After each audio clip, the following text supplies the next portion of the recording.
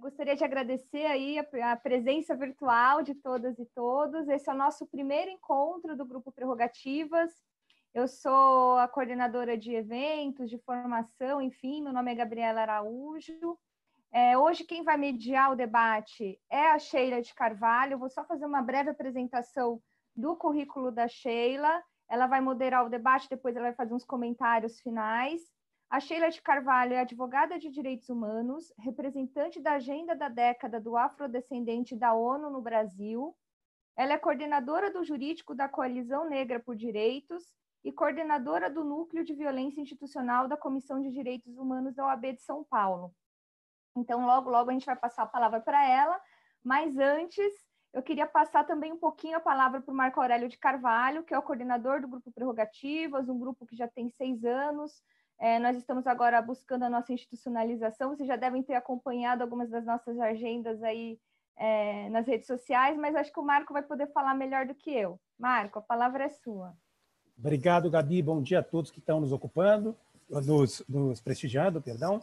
É realmente uma alegria, uma honra muito grande estar aqui no dia de hoje, nessa nossa primeira atividade virtual, né? O grupo está completando 6 anos, e nesses tempos de pandemia em que o Brasil enfrenta o desafio, né, de combater um vírus e um verme, né, que está instalado na presidência da República, sempre é a hora da gente lembrar do nosso patrono, que nos inspira nesse bom combate, o nosso queridíssimo Sigmaringa Seixas, a ele o nosso compromisso de continuar lutando por um país melhor, né? Então, Gabi e todos os nossos queridos colegas, as nossas canecas de homenagem a esse incansável defensor da democracia, né? Tem um papel singular na história do país.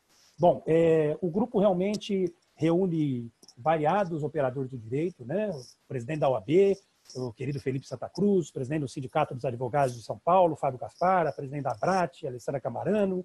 Nós temos a Associação Internacional de Advogados, com o queridíssimo Moro, o nosso Moro do Bem. Nós temos vários membros do IDDD, ex-presidentes e atuais, Tufik, Hugo Leonardo, Dora, Flávia Haral, Toron, Podivo, e BCCRIM. Nós temos o Marona, ex-presidente, fez um trabalho maravilhoso, a querida Eleonora Nassif, atual presidente, a turma da BJD, a Carol, Gisele Citadino, Carol Bronner, Estela Aranha, Samara. Nós temos, enfim, o Ney Juvelino, do MST, a Abracrim com Jader, com Michel Saliba, a turma do IASP com Miguel, o IGP com o nosso queridíssimo Cacai, grande advogado, querido amigo, as defensorias públicas muitíssimo bem representadas pelo Marcos, pelo Pedro Carriello, enfim, é um grupo realmente que reúne talvez as melhores cabeças da área jurídica e que tem conseguido protagonizar os bons combates, momentos bastante interessantes que não se omitiu frente a esses desafios todos. Então, antes de passar para a Sheila, né, acho que é inevitável nas provocações de hoje, né, Sheila, quando o Brasil enfrenta essa pandemia que hoje já vitima mais de 10 mil brasileiros, né? O presidente da República, infelizmente, vai para um churrasco comemorativo, que é realmente absurdo, né? Difícil imaginar que ele pudesse fazer isso, né? Mas, enfim, ao que parece, ele cria uma crise para resolver a crise do dia anterior, né? Essa é, digamos, talvez a estratégia do governo dele, né? Política diversionista. Mas, a bem da verdade, nós sabemos que, frente a essa crise, né, os desafios realmente são muito grandes, com 10 mil mortos, né, no Brasil, com mais de 300 mil mortos no mundo, 4 milhões de infectados, mas a gente tem a esperança, enfim, de talvez com a perspectiva do enfrentamento jurídico, fazer o bom combate. Agora, se nós estamos vivendo o que a gente está vivendo no Brasil, né, Sheila, é inevitável pensar que a responsabilidade, claro, é do presidente Bolsonaro, mas antes disso é do ministro Sérgio Moro, né, que entrou pequeno no Ministério, enfim, da Justiça e saiu ainda menor, se é que é possível dizer que saiu ainda menor, né? Esse juiz com uma perseguição criminosa, implacável contra o franco favorito das últimas eleições presidenciais, acabou agindo, enfim, de forma, digamos, pontual e cirúrgica para elevar à presidência da República esse verme que está ali instalado, né? Então, a responsabilidade, evidentemente, é compartilhada, né? Quando eu olho para o Bolsonaro, eu vejo o Moro. A palavra é sua, Sheila. Olá a todas e todos, bom dia para esse grupo maravilhoso que temos aqui, bom dia para quem nos acompanha. Muito obrigada, Gabi Araújo, Gabi, a gente é íntima, Gabriela Araújo e Marco Aurélio de Carvalho, pelo convite. Agradeço o Bruno Salles também, nosso companheiro de grupo, que está ajudando aqui a fazer com que isso seja possível. Muito feliz de estar debatendo aqui com vocês um tema tão necessário para esse momento. Acho que esse foi um dos temas mais acalorados nas últimas semanas no nosso grupo Prerrogativas, né? Várias discussões, vários debates, várias perspectivas fantásticas que me fizeram aprender bastante aí nos últimos dias, e acho que a gente ganha muito de trazendo isso daqui também para um debate público, né? Trazendo aqui o nosso grupo para conversar com um público mais amplo. São juristas incríveis que nos acompanham aqui, acho que todas as trajetórias deles precedem, né, o que eu vou falar. Acho que a gente tem o papel nesse momento de discutir o que é mais danoso para a democracia, como a gente chegou a esse nível de crise, como a gente pode superar, e o papel do judiciário nessa situação, né? Não vou me alongar muito, porque a gente tem aqui muitos debatedores para nos guiar por essa manhã. Eu gostaria logo de passar a palavra aqui para o Lênio Streck, alguém que eu acompanho desde quando eu estava na faculdade, né? Eu vou aqui conter os meus ânimos tietes de estar debatendo com o Lênio Streck, jurista, professor de Direito Constitucional, pós-doc em Direito pela Universidade de Lisboa, o goleiro do Grupo Prerrogativas, né? Aproveito, inclusive, esse momento para fazer uma denúncia pública de como nós somos roubados no jogo contra Chico Buarque, né? Após essa pandemia, com certeza vai ter uma revanche aí para que a gente possa reparar essa injustiça cometida ao grupo do Prerrogativas aqui. Lênio, a ideia é a gente debater um pouco nesse primeiro bloco o papel do Moro, né? Essa questão do ativismo judicial, né? Os danos causados por ele, pela nossa democracia, e essa situação agora de estar e saída do governo do Jair Bolsonaro e as consequências que a gente tem desse movimento no nosso Estado democrático de direito, né? Vimos essa semana que você fez um artigo muito instigante com Pedro Serrano para o Reinaldo Azevedo, né, respondendo alguns questionamentos que ele trazia lá acerca dessa questão do ativismo judicial, a judicialização da política, os limites acerca dessa abordagem. Se você puder comentar um pouco a sua perspectiva e trazer luz a esse problema com a ótica do impacto do Sérgio Moro para essa crise que vivemos, agradeceria. Com a palavra, Lênio.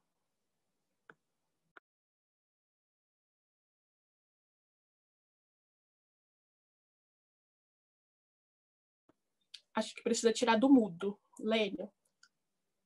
Sheila, só um minutinho, fazer um Bom dia. agradecimento. Lênio, só fazer um agradecimento ao Bruno Salles, que está operacionalizando toda essa nossa transmissão, ao técnico do Grupo Prerrogativas, do qual você nos dá a honra de ser o goleiro, querido Fabiano Silva, que tem feito também um trabalho fantástico, apoiando a Gabi. Citei a OAB Federal, mas, claro, tem que citar também a OAB de São Paulo, com a presença da Margarete Pedroso, com a presença, enfim, da nossa queridíssima Amélia, que tem feito um trabalho incrível na Comissão de Direitos Humanos. Mas temos entre nós juízes, desembargadores, né? Tem que citar, evidentemente, a Kenaric, queridíssima Magda Bialski, Rubens Casar e tantos outros. É realmente um grupo que nos enche de orgulho. Com você, Lênio. Bom, então, bom dia, Sheila, e cumprimento a todos em nome, a partir do nosso líder, o MAC, Marco Aurélio, os outros sintam-se todos cumprimentados. Tem tanta coisa para falar sobre isso, eu tenho escrito toda semana. Agora mesmo, essa questão do ativismo judicial, Moro e ativismo são faces da mesma moeda, e todo o malefício que o ativismo causa no Brasil pode ser visto pela figura do Moro, porque ativismo e judicialização são coisas diferentes. Judicialização é desejável por vezes, porque quando as decisões têm caráter de universalização, etc. O ativismo é uma atitude behaviorística, em que o juiz substitui e julga como quer. E isso sempre é ruim. Eu não encontrei uma decisão ativista boa, se nós soubermos fazer a diferença entre ativismo e judicialização. Judicialização acontece em qualquer país do mundo. Então, esta é uma praga contemporânea que se colocou e mudou a história do Brasil. Por isso que o ativismo sempre é ruim, porque eu não consigo ver nenhum traço do ativismo que seja bom, porque, por exemplo, a história do Brasil mudou com o ativismo do ex-juiz Sérgio Moro, que acabou divulgando aquelas decisões, aquelas escutas telefônicas, todos os seus atos durante todo o período dos julgamentos não só dos casos do presidente Lula, como também os demais. A grande questão é saber, né, como é que a comunidade jurídica vê isso. Me preocupa profundamente que a comunidade jurídica brasileira, grande parte dela, ela fica silente, fica assistindo e muitos aplaudindo ativismos, autoritarismos, prerrogativas de advogados sendo vilipendiadas todos os dias, e o prerro surgiu exatamente com esse nome, prerrogativas. Então, todas essas questões fazem com que nós tenhamos que pensar como nós vamos sair dessa e como será o direito depois, não só da pandemia, mas como será o direito depois de Sérgio Moro, porque o direito é antes do Sérgio Moro, depois do Sérgio Moro, nesse sentido de que ele criou um imaginário dos fins justificam os meios. E isso é uma coisa que tem que ser estudada e saber como, isso aconteceu, 2, como nós embarcamos. Como é que nós embarcamos nessa? Assim como na Alemanha, o Bernd Ritters escreve um livro agora chamado Uma Interpretação Não Constrangida, mostrando como a doutrina ficou silente e com isso o autoritarismo foi subindo. Pois de Unbegrenzte Auslegung, que é o nome do livro, trazido para cá, a falta de constrangimentos vai fazendo com que esses monstros estão sendo, cada vez mais eles são alimentados. Veja, por exemplo, se nós pegarmos os casos julgados pelo ex-juiz Sérgio Moro e levarmos para a Europa, nós pagaríamos mico com cartão de crédito durante 100 anos em prestações e não conseguiríamos pagar o tamanho do mico que nós pagaríamos frente aos tribunais europeus, o Tribunal Europeu dos Direitos Humanos, que lá, inclusive, tem a teoria da aparência da imparcialidade, né? Ou seja, não basta que o juiz o julgamento seja justo. Uma função que aparece aqui. Não basta, ele tem que ser também. Então, há uma decisão no caso Delcorst versus Bélgica, em que o tribunal disse justice must not only be done, it must also be seen to be done. Ou seja, tem que parecer também ser honesta, ser imparcial. Isto é, um julgamento que nem as pessoas acreditam, um julgamento que não tem aparência de imparcialidade, é um julgamento ilegítimo. Um caso famoso, o caso Larsen versus na Áustria, foi anulado porque o juiz pré-julgava, ele tinha uma interpretação da lei antecipada, independentemente do fato. Isso tudo no Brasil aqui aconteceu e nós não conseguimos demonstrar cabalmente, facilmente seria demonstrável a suspeição do juiz Sérgio Moro. Ou seja, a suspeição é a holding de tudo o que ele fez durante todo esse tempo. Mas não é só ele. Veja que uma coisa, o item 9 da condenação do ex-presidente Lula, a primeira condenação, diz que não se pode exigir, isso é decisão do TRF4, não se pode exigir do Ministério Público isenção. Então, houve condenação sem isenção. Ora, todos os acordos internacionais que o Brasil assinou até hoje diz que todas as pessoas têm direito de ser julgadas por um tribunal isento e imparcial. Será que um órgão como o Ministério Público, que tem as mesmas garantias da magistratura, não faz parte do conceito de tribunal e, portanto, qualquer réu tem direito? E, portanto, uma vez que Lula e outros foram julgados sem isenção, confessadamente sem isenção, porque o tribunal acabou dizendo que não se pode exigir do Ministério Público isenção. Se tudo isso é verdadeiro, e isso inclusive transitou em julgado essa questão, a minha pergunta é se, de fato, não se pode fazer ainda agora uma ação com relação a essa questão do próprio Ministério Público, que não foi isento conforme decisão do item 9 da primeira condenação. E somando isto com as atitudes do Sérgio Moro, essa conjuminância que houve, denunciada pelo Intercept, tudo isto, como se fosse isso aqui o VAR, né? Estou fazendo um VAR jurídico, olhando de novo, a gente vê ali a mão do zagueiro Sérgio Moro, ou o juiz Sérgio Moro, ensinando para o centroavante qual é o canto que ele deve chutar. E ainda amarrando as mãos do goleiro, não deixando ele pegar. E depois de tudo isso, foi lá ser diretor do clube para o qual ele marcou o pênalti. Minha primeira impressão é essa: ativismo, parcialidade, história toda, resultados históricos, a nossa função, o que temos que fazer resistindo.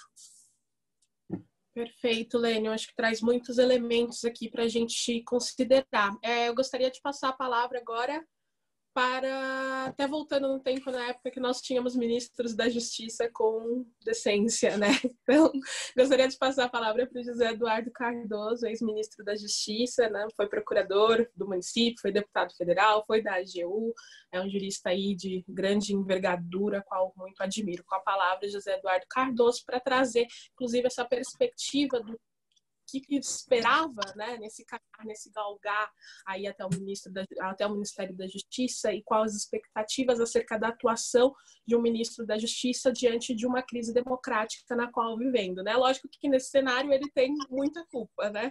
Então, com a palavra, José Eduardo Cardoso. Olha, eu queria cumprimentar a todos, meu bom dia a todos e a todas, saudar o Grupo Prerrogativas na pessoa do Marco Aurélio, nosso coordenador desse grupo, e a todos aqueles que nos assistem.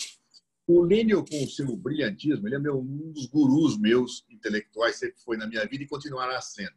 Ele introduz uma questão, com a sua genialidade, que eu acho que nós precisaríamos explorar até para podermos dialogar dentro de um mesmo universo. A palavra ativismo, ela tem assumido conotações diversas. Claro, talvez até hoje seja plurissignificativa, ela tem vários significados. Eu queria pactuar um sentido. Eu queria afirmar aqui que vou trabalhar com a ideia de ativismo como sendo justamente a ideia de uma construção de uma visão jurídica que afirma algo em relação a uma situação fora dos quadrantes normativos admissíveis no Estado de Direito. Ou seja, eu não acho que a interpretação jurídica seja neutra, nunca achei isso, nem vou achar jamais. Eu acho que ela implica em valoração. Mas há uma valoração dentro da possibilidade de significados possíveis e outras que vão para fora dos significados possíveis. O ativismo é a construção de uma tese jurídica, portanto, que se projeta para fora dos limites daquilo que o Estado de Direito admite. Portanto, o ativismo, como bem disse o Lênio, não se confunde com judicialização, uma coisa é uma coisa, outra coisa, e não se confunde com erro de fato ou erro de direito. Ou seja, o ativismo ele é consciente, ele é uma produção jurídica deliberada, tá certo? Que constrói uma tese para tutelar algo que o julgador quer. Portanto, o ativismo é uma postura consciente daquele que julga, né? Não é o erro, não é a ignorância e não é a judicialização. Pode se perguntar, mas o que leva alguém, um juiz, a ser ativista? Pode ser messianismo, pode ser um desejo arraigado de iluminismo elitista, tá certo? Em que o cara se acha o ó do Borogodó, quer dizer, ele se acha o transformador universal, e a lei, ora, a lei... Então, a Constituição não é a Constituição que está lá, é a Constituição que eu quero que ela diga. Então, esse iluminismo provoca essa postura ativista. Ou então é oportunismo mesmo. Tá certo? Ou seja, o indivíduo quer galgar uma certa situação específica, o indivíduo quer jogar para a plateia. Então, agora, isso é irrelevante. Quer dizer, objetivamente, ele é irrelevante se o indivíduo ele é ativista por messianismo, por iluminismo, por oportunismo. Ativista é ativista, ponto. E eu quero dizer, e aí minha opinião pessoal, que não existe ativismo do bem ou ativismo do mal. Porque muitas vezes nós vimos posturas no campo progressista voltadas ao ativismo. Eu me lembro do direito alternativo, que muitos anos atrás existia, sempre fui muito crítico ao direito alternativo, até me chamava de conservador por isso. Porque eu dizia, olha, isso é um risco, especialmente numa sociedade plural em que o judiciário tem uma base formadora ideológica conservadora.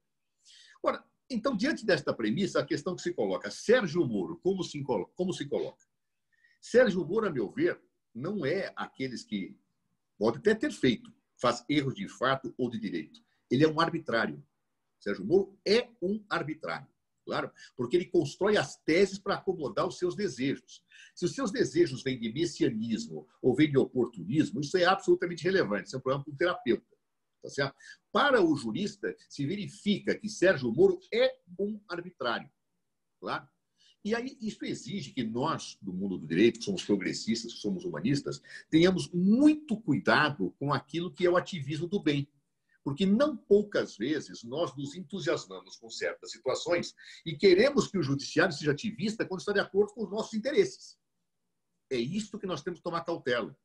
Porque o ativista, ele é um ativista. E se eu quero atacar o ativismo, não vamos com teses que caiam na mesma linha só porque são de acordo com os nossos interesses. Claro? Eu acho que esta é uma questão. E me lembro de um professor que, certa feita, disse o seguinte: quando um aluno questionava ele na crítica que ele fazia o ativismo, e esta era uma crítica dura, o aluno disse: mas, professor, o ativismo trouxe tantas coisas boas, o ativismo nos trouxe grandes conquistas no plano de diversas situações que o Supremo tem decidido, tendo propiciado o combate à corrupção, tendo propiciado muita coisa, disse o aluno. Por que o senhor é tão contra o ativismo? Se ele faz marchos, ele toma decisões numa marcha humanista. E esse professor disse: meu filho, quando você abre a porta de uma gaiola, você não escolhe os pássaros que dali saem. Podem sair os pássaros fascistas, como podem sair os pássaros humanistas. Ora, abrir a gaiola do Estado de Direito, em qualquer dimensão que ela se projete, dentro de uma visão utilitarista de esquerda ou de direita, é o que quebra o Estado de Direito. Eu até acho que o Estado de Direito está em crise. Eu acho que o Estado de Direito nasceu com a sociedade capitalista em crise, é um modelo em crise, e nós vamos ter uma encruzilhada.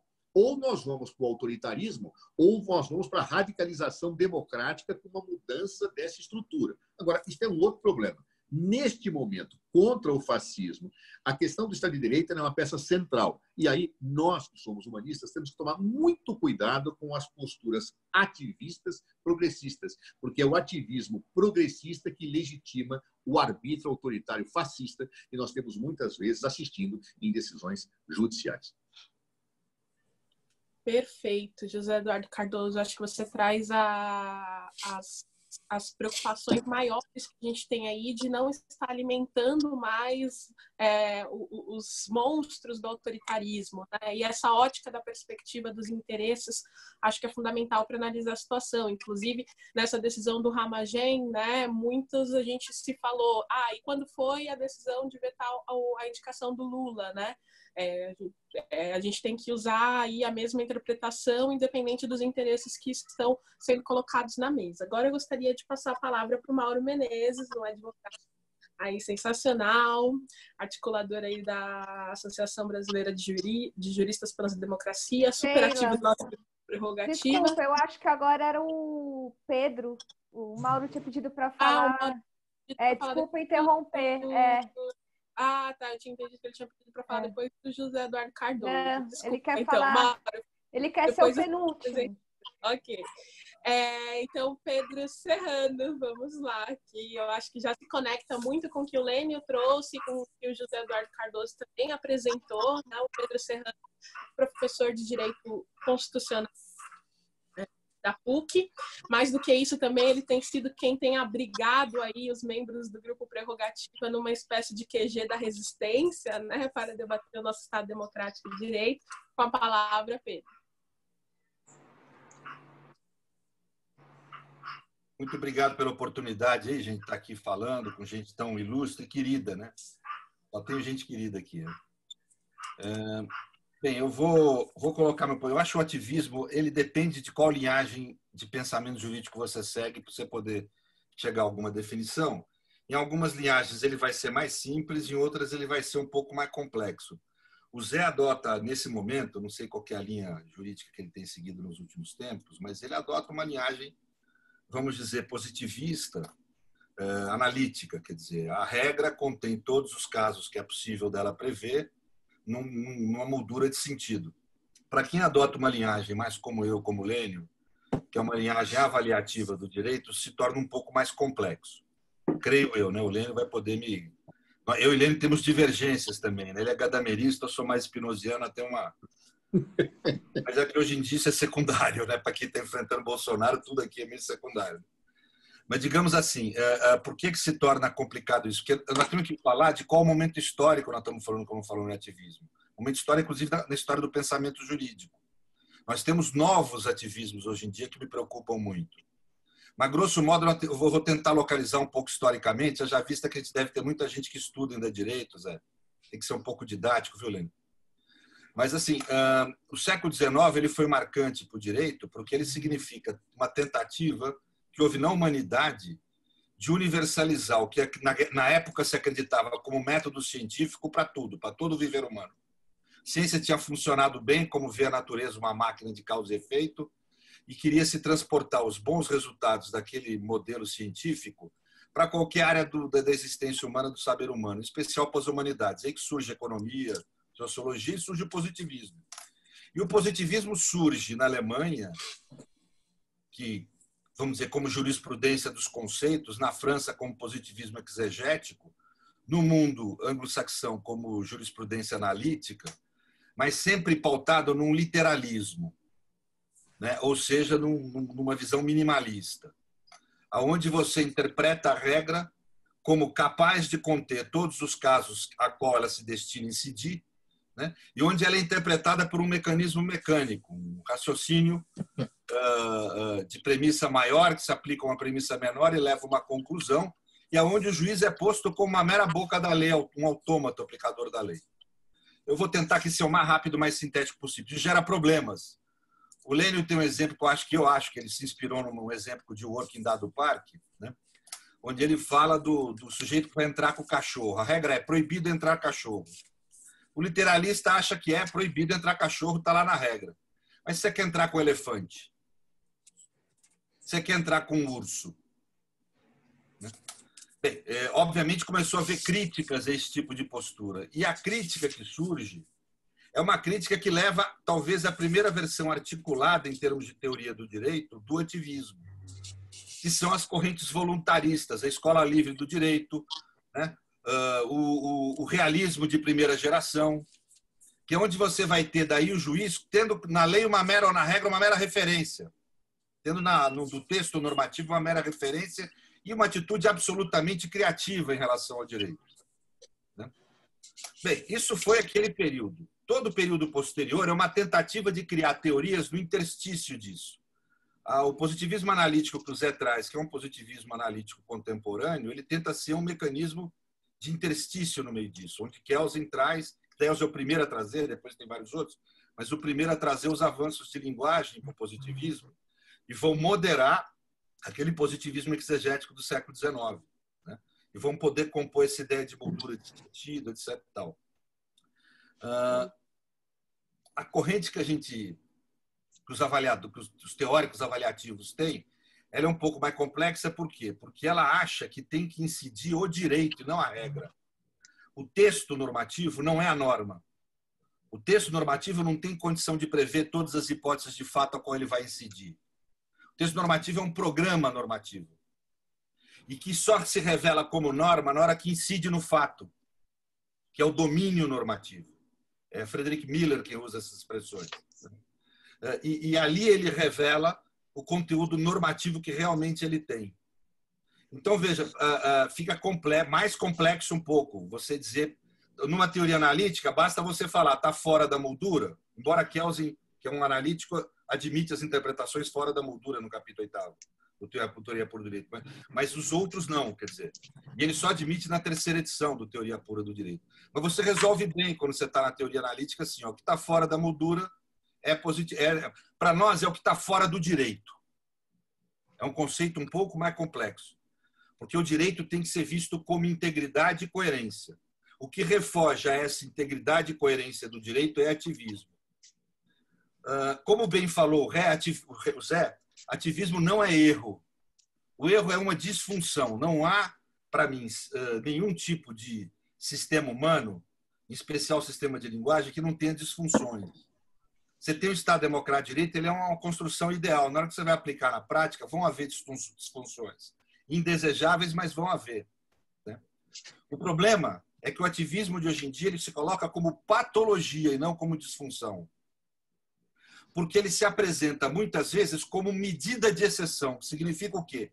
Que aí a gente é necessário ingressar nesse tipo de debate, a meu ver, para compreender o fenômeno jurídico contemporâneo, né? Ele não só passa a ser uma decisão que refoge ao direito como integridade, mas ele passa a ser um agir político que visa utilizar do direito como combate ao inimigo. E isso é uma forma de ativismo extremamente nefasta, porque ela, para mim, na América Latina, ela capitaneia a nova forma de autoritarismo própria no século XXI, que é o que eu chamo de autoritarismo líquido, aquele composto por medidas de exceção. Então, esse é uma parte do ativismo, é uma espécie do gênero ativismo, mas muito relevante, que eu queria falar dela, porque quem me antecedeu já falou bem do resto, vamos dizer assim, né? Esse agir político do judiciário, essa produção de medidas de exceção que estão fora do direito, mas a título de aplicável, que tem um caráter fraudulento, porque aparentam um cumprimento do direito, mas tem um conteúdo político, tirânico, num processo não de tratar com o réu, aquele cidadão que eventualmente errou, mas tratar com a figura do inimigo, aquele ser desprovido de condição humana no sentido jurídico e político da expressão, desprovido de proteção jurídica e política mínima, inclusive no interior do processo. Nós vimos na Vaza Jato isso, né? O direito e vimos no processo do Lula mais do que nenhum, né? O réu é tratado como um ser não humano naquela condição, porque os seus direitos mínimos não são observados. O processo do Lula é exemplar. Não é que você tem descumprimento ou nulidades de normas de processo penal apenas. Se a gente fosse possível, eu fiz esse exercício, Lênin, eu preciso mostrar isso. As 10 normas de processo penal que eu acho que são qualificáveis como normas de civilização. A ruptura de uma delas leva a você falar que a norma, o padrão de civilização está quebrado, está rompido, né? Aquele mínimo de civilização não é só um problema de princípio constitucional, né? São os princípios constitucionais que estabelecem a relação civilizada entre Estado e pessoa, né? As 10 normas estão quebradas no caso do Lula, não é uma. Então, veja, isso é um processo penal? Não, isso não é um processo penal. É a primeira vez que nós tivemos na humanidade? Não, Stalin foi um grande exemplo. Os processos de Moscou foram muito semelhantes. Tinha advogado, tinha processo, tinha juiz, tinha autoridade competente, tinha recurso, mas todo mundo sabia o resultado antes de começar o processo. Então, o que me preocupa no ativismo mais do que tudo é essa nova forma de ativismo que nós temos, que aqui na América Latina, porque na Europa eu vi que é diferente, eu não vou ter tempo de falar. Estados Unidos também. Lá é o executivo ainda. Mas aqui na América Latina, essas medidas de exceção têm sido produzidas sob liderança do Poder Judiciário, do sistema de justiça, mais do que o Poder Judiciário, com apoio da mídia. E nós precisamos estar atentos nisso, né? E queria dizer mais. Isso não se confunde, que aí fica pior para nós explicar. Eu e o Lênin estamos se virando aqui para explicar. Uma coisa são essas medidas de exceção, são produzidas pelo processo de justiça já há algum tempo no país, na minha pesquisa desde a década de 90, marcadamente, né? Mas que agora não podem se confundir com a legalidade extraordinária, que é a forma legítima de resposta do Estado democrático de direito à crise e às situações de emergência, que é o Covid. Que não é medida de exceção, não é estado de exceção no sentido de anomia, de não haver norma, de haver selvageria no sentido kantiano, de haver a conduta política bruta de exercício da soberania sem controle por norma. Não é isso. Há uma normatividade, um regime jurídico especial, como falava Celso Antônio, mas um direito especial, como fala Gambem, um direito extraordinário para um momento extraordinário, produzido pelo Estado Democrático de Direito. E que, inclusive, cria deveres de agir para a autoridade. Eu falei na Globo de um jeito simplesinho disso essa semana. Quer dizer, não há poder no Estado de Direito que não esteja amalgamada a noção de dever. Isso não deixa de existir no momento de legalidade extraordinária. Há um dever de agir do poder público, obviamente dentro dos limites postos. Vocês vejam que é um tema complexo, eu tentei ser o mais sintético possível. Eu agradeço muito a atenção de todo mundo. Sim, de fato, é muito desafiador, né? Dentro dos nossos 5 minutos aqui à disposição, tentar trazer toda essa contextualização ainda mais indo para além, como o Pedro muito bem colocou, né? Agora eu gostaria de passar a palavra na ordem certa para o Mauro Menezes, ex-presidente da Comissão de Ética Pública da Presidência da República, professor de Direito Processual do Trabalho na pós-graduação da IESB, articulador aí do Grupo Prerrogativas e da ABJD, Associação Brasileira de Juristas pela Democracia. Mauro, se você puder trazer um pouco das suas perspectivas em relação ao ativismo judicial e como isso se relaciona com o papel do Moro, que tem sido aqui o ponto inicial do nosso debate, agradeceria. Com a palavra, Mauro. Mauro, só um registro, agradecer que todo mundo, nós estamos com centenas de pessoas nos acompanhando, nós vamos depois repor todo o conteúdo, o começo do debate, nós tivemos a homenagem ao nosso grande Sigmaringa Seixas, nós vamos repor depois no nosso canal do YouTube, tem muita gente entrando em contato, não está conseguindo acesso, porque nós já conseguimos em pouco espaço de tempo a lotação aqui desse aplicativo. Então, mais uma vez, agradecer e um abraço para o nosso querido Juarez Tavares, que está acompanhando também.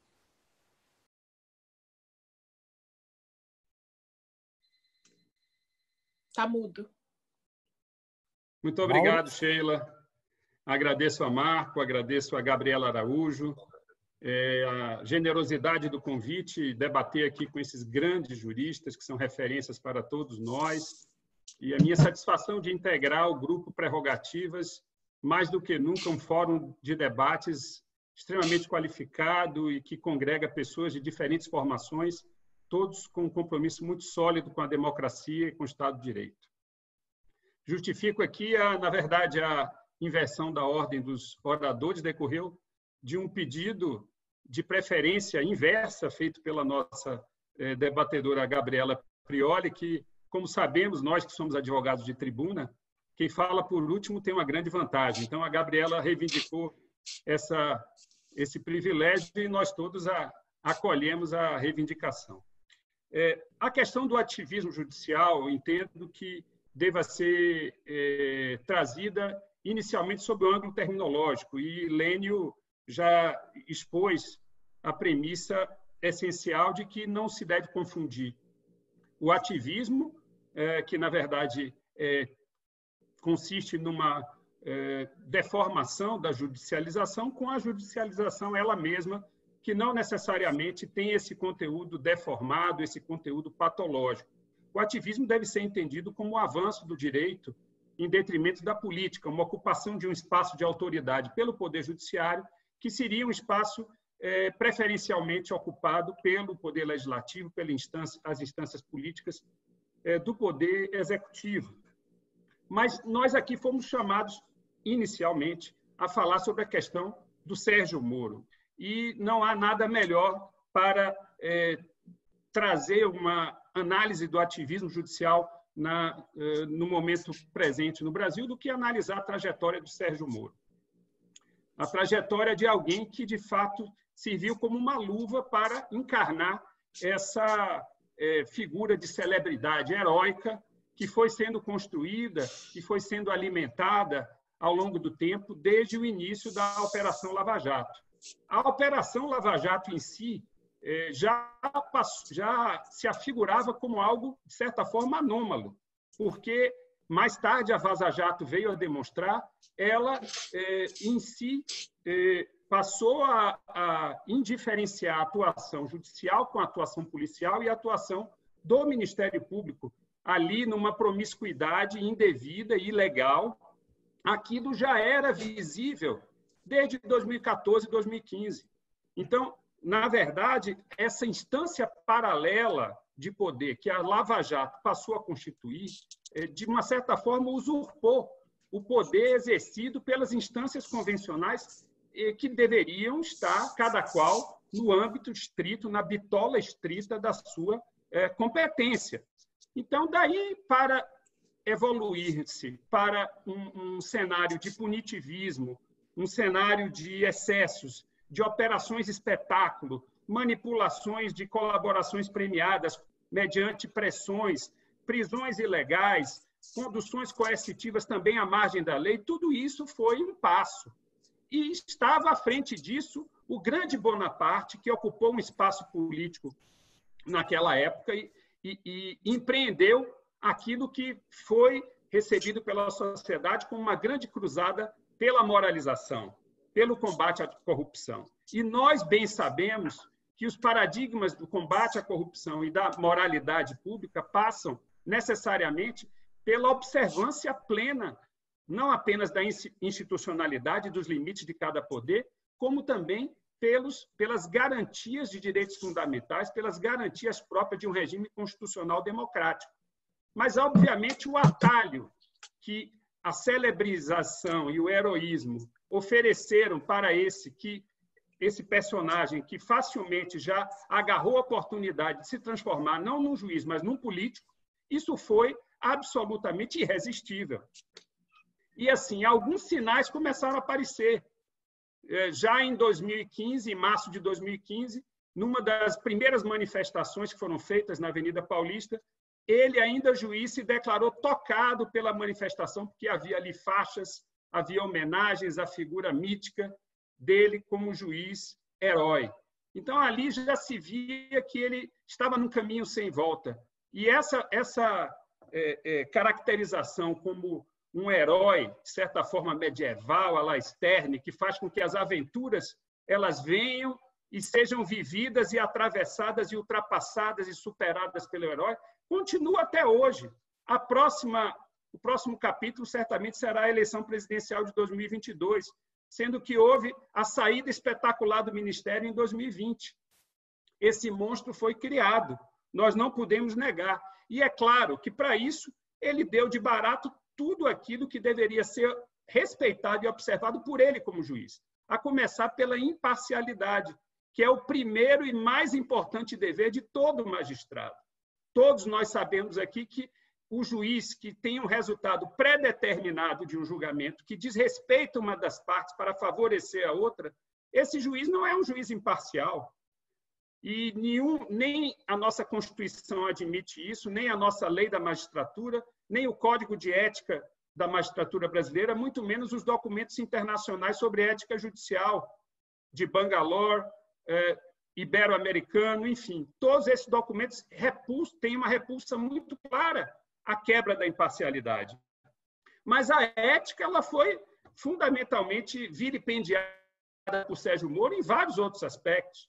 E, como ministro de Estado, ele lidou muito mal com informações privilegiadas. Inclusive, na época da Vaza Jato, ele próprio confessou que teria levado informações para aliviar ministros do Supremo que estariam potencialmente implicados nos vazamentos.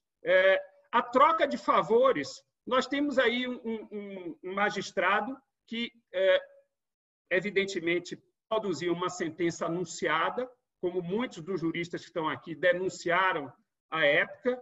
Esse magistrado, ele, inclusive, manipulou, e outro dia ele até confessa essa manipulação, para que uma decisão legítima do desembargador Rogério Favretto não tivesse seus efeitos concretizados com a libertação do presidente Lula. Ele confessou isso naquela entrevista de saída do Ministério da Justiça, atribuindo esse mérito, por assim dizer, ao então diretor-geral da Polícia Federal. Obviamente, ele participou daquele petit comitê que, de maneira absolutamente irregular, evitou o cumprimento de uma decisão de uma autoridade competente. Então, esse indivíduo, ele depois, evidentemente, entra na política. E entra na política da pior maneira. Ele suspende o sigilo da colaboração premiada do ex-ministro Antônio Palocci uma semana antes da eleição presidencial, para prejudicar a candidatura do Fernando Haddad, nosso companheiro do Grupo Prerrogativas, que era o candidato que, à época, mantinha uma disputa muito, muito estreita com Jair Bolsonaro. E ele, através da troca de favores, que agora já se sabe que é um mecanismo utilizado com muita frequência por ele, Sérgio Moro, ele negocia a ida ao Ministério da Justiça mais adiante. Então, essa é a entrada dele no cenário político propriamente dito. E, evidentemente, que agora nós sabemos, para não me estender muito, com a saída do ministro Sérgio Moro da pasta da Justiça, por uma revelação própria e por confirmações feitas pelo presidente Jair Bolsonaro, o ex-ministro Sérgio Moro, ele, de fato, a ele se atribui uma negociação absolutamente estranha, mediante a qual teria sido prometido um cargo vitalício de ministro do Supremo Tribunal Federal para que ele permanecesse no ministério, atribuindo aí seu prestígio ao governo Bolsonaro. Assim como uma pensão muito mal explicada e totalmente à margem da lei, que também teria sido negociado para uma situação de infortúnio. Então, tudo isso, inclusive, levou alguns desses juristas que aqui estão, como Lênio Streck, Pedro Serrano, todos capitaneados pelo grande professor Celso Antônio, a produzirem uma denúncia ética que foi encaminhada à instância competente, e o ministro Sérgio Moro terá que se explicar, terá que se justificar, mas creio, sem dúvida, que nós temos aí uma situação que define claramente o ativismo judicial em nosso país, imbricado com essa saga da Lava Jato, dos seus excessos, dos seus abusos, e encarnada e corporificada na figura mítica, falsamente heróica, do ex-ministro Sérgio Moro. Obrigada, Mauro. Eu gostaria agora de passar a palavra, porque a gente já alongou um pouco esse bloco, né, e mais diretamente para a Gabriela Prioli, mestre em Direito Penal pela Universidade de São Paulo, professora de pós-graduação em Direito na Universidade Presbiteriana Mackenzie, comentarista da CNN Brasil, né, no Twitter dela. No Twitter chamou muito ela uma pessoa que janta cedo, os fascistas, né, da TV. Então, ela tem essa fama também na blogosfera. E nossa parceira aí dentro do grupo do Prerrogativas, que tem trazido muita luz a certos debates difíceis de se travar com o público, né? Gabriela, para você, eu acho que pode ser interessante, dentro dessa perspectiva que temos trazido aqui acerca do ativismo judicial, a ótica de uma criminalista, né? Qual que é o papel do Moro, qual que é o impacto de uma ação como o Moro e outros juízes similares, né? Considerando também o processo da Lava Jato como um todo, né? Numa sociedade tão sedenta pelo punitivismo, né? Numa sociedade que clama ali a prisão como a única forma de solução de conflitos e que demanda, né, essa punitividade, essa ação punitivista frente a ações aí de corrupção diversas, sem se preocupar muitas vezes com a técnica e com todos esses elementos aí que os juristas que nos antecederam falaram também. Com a palavra, Gabriela. Oi, gente. Estamos no bom dia ainda? Bom dia para todo mundo. Difícil, hein? Porque a gente tem aqui os 5 minutos, Sheila. Mas aí, quando você me apresentou, você já me fez aqui uma proposta de fala que eu vou demorar 55 minutos. Mas tudo bem, vou tentar. Embora seja prolixa. Na TV eu tinha, no máximo, 3 minutos entre uma fala e outra. Então, acho que eu já comecei a me adequar.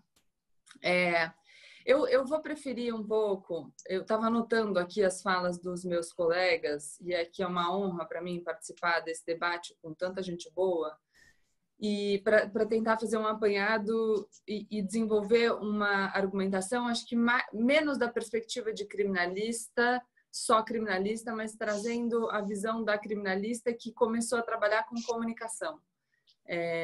Eu não sei se todo mundo já sabe, mas eu não advogo, mas já faz alguns anos eu me afastei dos casos e eu tenho trabalhado com comunicação já há algum tempo. E a minha transição de atividade teve muito a ver com o fato de que eu achava que a gente só falava para a gente mesmo. Então, eu sei que a gente está aqui no Prerrogativas, estamos entre advogados, estamos entre colegas, mas quando a gente começa a falar, e aqui eu vou pegar uma fala do professor Pedro Serrano, dos novos autoritarismos como um agir político para usar o direito como forma de combater o inimigo, então a gente está falando de um agir político, a gente está falando de algo que tem reflexo na sociedade como um todo. Então, eu só posso usar o direito como instrumento para combater o meu inimigo, e isso só vai ser eficaz se eu conseguir fazer isso sem que as pessoas percebam que isso é ruim. E que isso é ruim, inclusive, para elas. Então, você fala de uma sociedade que tem essa ânsia da punição, que acha que a punição é a única forma de solução das coisas. E eu acho que eu não estou no vídeo. Não, estou vendo o comentário. A gente precisa... Como que a gente faz para mudar esse anseio popular? A gente tem que se comunicar com qualidade e de uma maneira que as pessoas nos compreendam. E desde que eu comecei a fazer essas falas nos meios de comunicação, nos mais variados, nas redes sociais ou na televisão, não é incomum que as pessoas me critiquem por eu não ser tão severa quanto eu deveria como criminalista nas minhas críticas ou ao ex-ministro, ex-juiz Sérgio Moro, ou eventualmente por eu não adotar um tom mais pesado quando eu falo do presidente Jair Bolsonaro. Mas o que eu digo eu traço a minha estratégia de uma maneira a alcançar mais pessoas e alcançar essas pessoas sem que elas pensem que eu estou, de alguma maneira, apresentando uma visão absolutamente enviesada para conseguir colocar uma agenda que é a agenda que eu acredito. Então, quando a gente fala para as pessoas que elas devem perceber que a punição não é a única saída, que essa judicialização da política é um mau caminho e que isso vai se voltar contra todos nós, porque seremos nós vítimas de um autoritarismo que a gente está alimentando, eu acho que a gente precisa falar isso de um jeito que as pessoas de fato compreendam que pode ser melhor para elas se elas passarem a ter uma visão mais crítica do problema. Porque a gente sabe, nas férias no Ano Novo eu estava lendo Retórica do Aristóteles e eu falo que do livro inteiro, que é maravilhoso, mas uma fala que as pessoas só se preocupam se de fato elas se veem como vítimas potenciais daquilo que você está falando que é um problema. E aí, eu comecei ouvindo, claro, a fala do Lênio, citando a decisão do Tribunal Europeu de Direitos Humanos e a frase que todo mundo que fala sobre a questão da imparcialidade e já estudou um pouco isso, sabe? Eu, inclusive, tive um caso que eu falo que eu copiei da Heloísa Estelita, que a gente foi para o Supremo, um caso que perdemos, mas, enfim, se o Torão estiver assistindo, ele vai saber do que eu estou falando, mas que não deveríamos ter perdido, porque tínhamos razão. E eu usei ele tá, eu tô vendo ele aqui. E a gente tinha razão, e eu usei muito um trabalho da Elo, que ela tinha desenvolvido antes, com essa análise dos precedentes do Tribunal Europeu de Direitos Humanos, aquela frase emblemática de que não basta ser imparcial, a gente tem que parecer imparcial.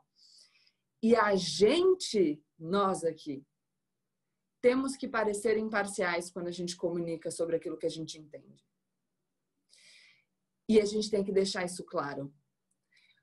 Eu sei que quando você assiste os abusos e os excessos que aconteceram na Operação Lava Jato e você assiste a celebrização dessa figura do juiz que conduziu a operação e você tem a plena consciência de que ele não deveria ser considerado herói e de que as pessoas deveriam fazer uma crítica, que elas serão vítimas disso que elas estão criando, principalmente quando você vê pessoas que estão lá na clientela preferencial do direito penal levantando essa bandeira. Eu sempre digo para as pessoas, o Brasil não é a Lava Jato. O que acontece, a tolerância a esse abuso, ela vai se espalhar. E isso é um problema para todos nós. Só que ao falarmos disso, a gente precisa tomar cuidado para que o nosso entusiasmo não seja visto como parcialidade. Entende? Na análise da questão. Eu estou falando para você que isso vai ser ruim para você, porque de fato vai. Aqui eu vou te apresentar os meus argumentos. E não porque por acaso eu não gosto do presidente Jair Bolsonaro. Entende? Transformar fazer com que a nossa fala para as outras pessoas que estão consumindo a nossa comunicação não pareça uma fala de afeto. Tem outra frase que eu gosto muito, que aqui eu vou fazer uma citação super livre, que é do Arthur Schopenhauer. Aqui já faço a ressalva, porque agora quando a gente fala dos autores antigos, a gente precisa lembrar que, enfim, machista, preconceituoso, racista, tudo bem, eu estou falando só de uma fala específica, com todas as ressalvas. Ele diz que todo julgamento ele deve ser proferido friamente e sem paixão, porque o raciocínio é frio por natureza. E se você trouxer aquilo de maneira muito exaltada, as pessoas vão achar que o teu julgamento vem do afeto e não do racional.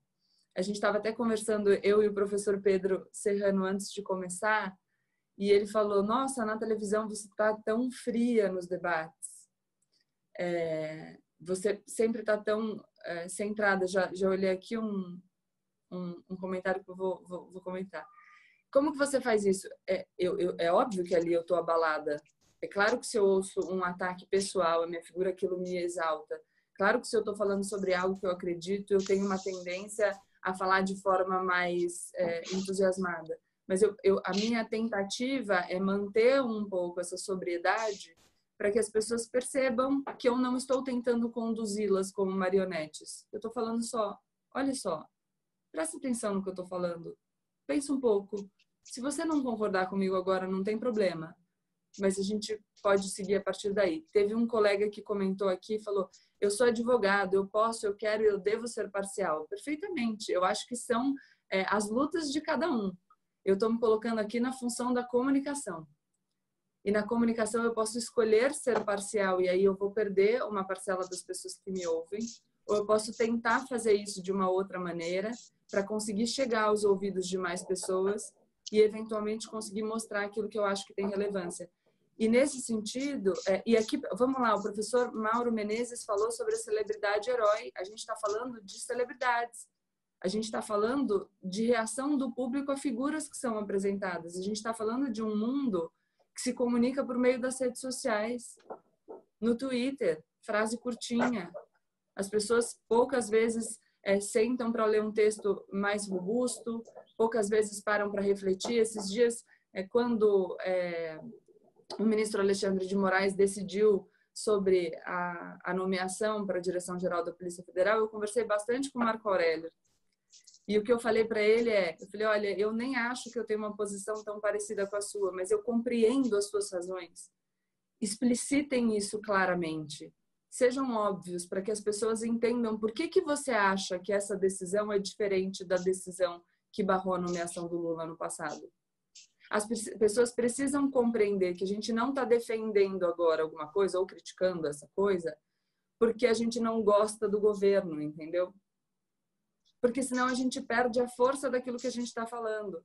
E aqui eu vou me referir à fala do José Eduardo Cardoso, que eu particularmente gostei muito, que é o cuidado com o ativismo do bem. A gente precisa ter coerência nos nossos posicionamentos para a gente manter a credibilidade. E claro, isso eu estou falando, é a minha percepção, eu não estou falando que todas as pessoas têm que fazer exatamente a mesma coisa que eu faço, a gente tem espaço para diversas atividades, né? Então, quando eu vou preparar os meus vídeos, o professor Lênio sabe bem, porque outro dia eu até o citei num vídeo meu. Então, essa manifestação mais acadêmica, eu vou dizer, esse conteúdo que é um pouco menos acessível para quem não tem a formação técnica, é de imenso valor. A entrevista do professor Pedro Serrano, eu postei nas minhas redes sociais, ainda levei bronca da minha mãe, dizendo que a minha chamada para a entrevista não fez jus ao conteúdo, porque era muito bom. Então, é claro que eu vou consumir esse material para depois tentar passar, mas eu sinto que a gente precisa pensar um pouco nessa história da comunicação, porque nós estamos falando de política. Então, foi trazido aqui eleição de 2022, o movimento político do Moro, ele já tendo feito um aceno para as manifestações de 2000 e... não lembro o ano agora. Quando foi que lá na Polícia Federal, Mauro Menezes, que ele estava feliz com as faixas? Não me lembro. 2014, 15, 16. Que depois eu falo um ano aqui, aí o pessoal no Twitter que tem os fiscais do ano vai falar, você falou uma coisa errada, então vou ficar em cima do muro. A gente está falando da política, então a gente está falando da percepção das pessoas, né? Hoje em dia eu tenho feito os meus vídeos nos últimos tempos falando sempre uma mesma coisa. Nós temos um presidente que, para nós, é intolerável, e a gente usou termos muito pesados para se referir a ele, e eu uso também, mas existe uma porcentagem da população que continua apoiando esse presidente. Essas pessoas estão lá. E a gente sabe que algum movimento político, para afastá-lo, vai olhar para isso. Então, precisamos atingir mais ouvidos. Não adianta a gente falar só para nós. Assim, eu tenho certeza absoluta que entre nós, principalmente entre os criminalistas, eu lembro de falar isso ainda numa edição do seminário do IBCCRIM, já há alguns anos. As falas para os criminalistas, para os ouvidos dos criminalistas, a gente já sabe que as pessoas concordam com o que a gente está falando. Basicamente, eu não preciso convencer a gostar de feijão quem já gosta de feijão. Né? Se eu estou trabalhando pelo feijão, eu preciso convencer que o feijão é bom para quem não gosta do feijão. E aí está a dificuldade. E pensando na comunicação. Então, o que eu acho, na verdade, é que a gente precisa sempre que a gente pensa sobre essas questões, raciocinar sobre o que a gente pretende a partir daqui. Alguém falou, eu não vou me lembrar quem agora, sobre o churrasco do presidente Jair Bolsonaro, que já saiu aqui. Vou abrir a homepage da Folha, que ele desistiu do churrasco. Mas aí eu vou dizer para vocês que assim, eu tenho manchetes. Nós estamos quebrando todos os recordes de mortes, né, diárias pelo coronavírus. E numa olhada rápida na página da Folha, no site, eu não consigo achar um número. E aí um presidente da República que está se eximindo de responsabilidade, colocando a conta nos governadores, ele se beneficia exatamente disso. Tem uma pesquisa da Fundação Getúlio Vargas mostrando que desde a saída do ministro da Saúde, nas redes sociais se fala muito mais das crises do governo do que do coronavírus.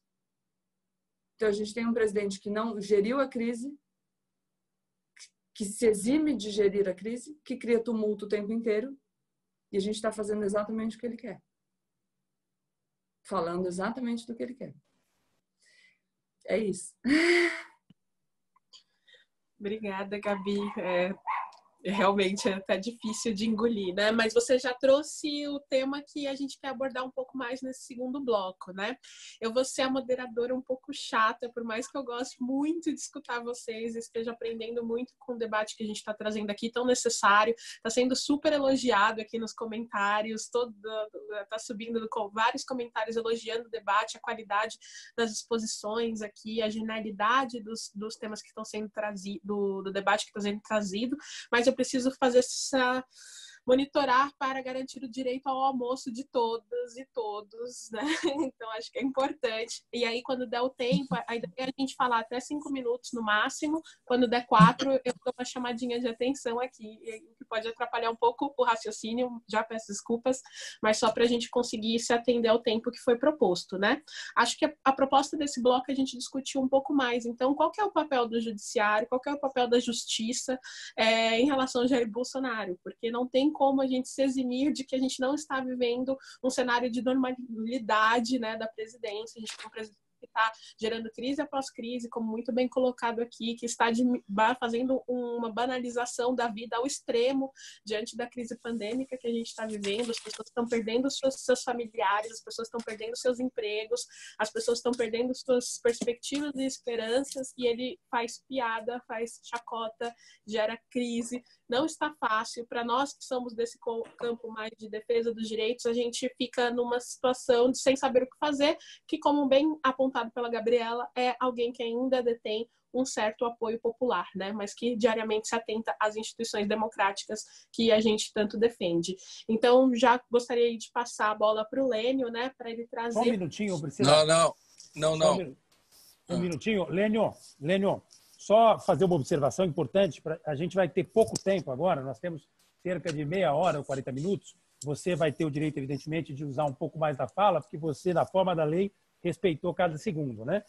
A gente vai ter que juntar um pouco os dois blocos, né? Nós estamos falando de crise da democracia e Jair Bolsonaro, e eu quero pegar um gancho na primeira fala, explicando o que a Gabriela falou, para você já tocar a bola no tempo que você tem com mais liberdade, tá? Na verdade, quando a gente olha para o Jair Bolsonaro, nós temos que enxergar o Sérgio Moro. Isso explica um pouco, Gabi, por que eu vejo essa questão do Lula com diferença em relação à questão do Ramagem, tá? Claro. O Moro agiu de forma criminosa, com o objetivo claro de tirar das eleições o então franco favorito, o ex-presidente Lula, que teria ganhado, inclusive, merecidamente no primeiro turno. Agiu de forma criminosa, o Lênio tem denunciado isso. Nós levamos o Moro à Comissão de Ética Pública, tive o prazer de assinar esse documento junto com o Celso Antônio, o Lênio e tantos colegas, e levamos ao Supremo Tribunal Federal também. Então, ele tem que ir para o banco dos réus, e é importante a gente juntar um pouco essas duas dimensões. Ele tem responsabilidade direta. Quando eu olho essas mortes todas, eu estou vendo a digital dele. Então, Lênio, por favor.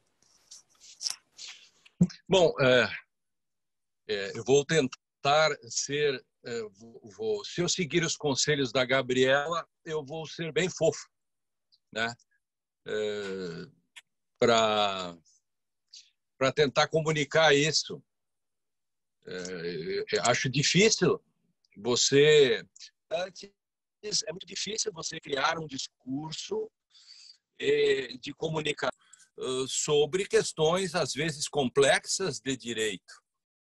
E não dá para contar as coisas de um modo muito simples, que elas já não são mais elas.